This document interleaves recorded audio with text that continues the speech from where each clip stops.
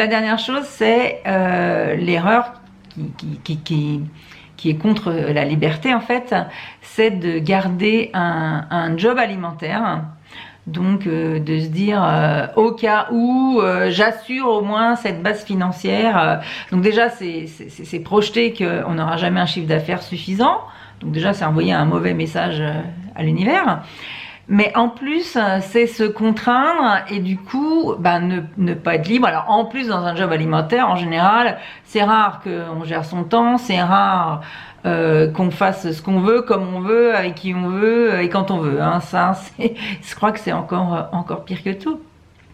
Donc, c'est dommage, effectivement, de ne pas garder cette liberté de développer son entreprise entre guillemets pour de vrai en gardant un job alimentaire. Alors après le job alimentaire ça peut être sournois hein, parce que ça peut être j'accepte de la sous-traitance de choses qui ne me plaisent pas forcément. Je vais vous donner un exemple.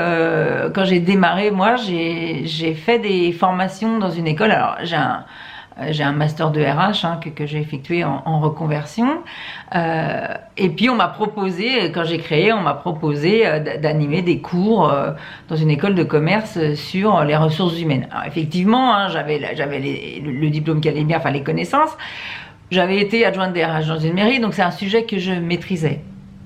Donc j'ai fait ça en fait, hein, donc ça n'a pas l'air d'un job alimentaire, hein, puisque c'était de la prestation quand même et tout, mais il n'empêche que ça ne correspondait pas du tout à mon projet professionnel, à ce que j'avais envie de faire, à ce pourquoi j'avais créé cette entreprise.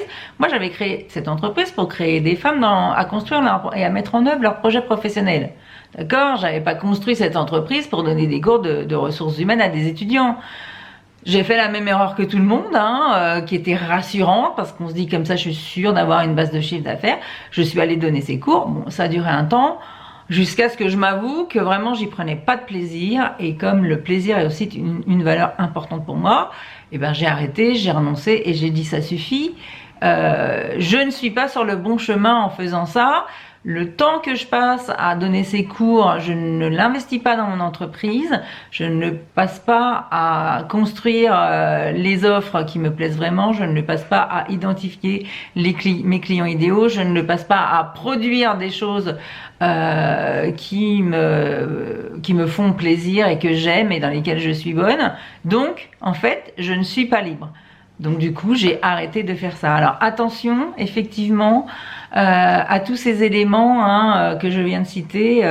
La recherche de chiffre d'affaires peut être un gros frein à votre liberté entrepreneuriale.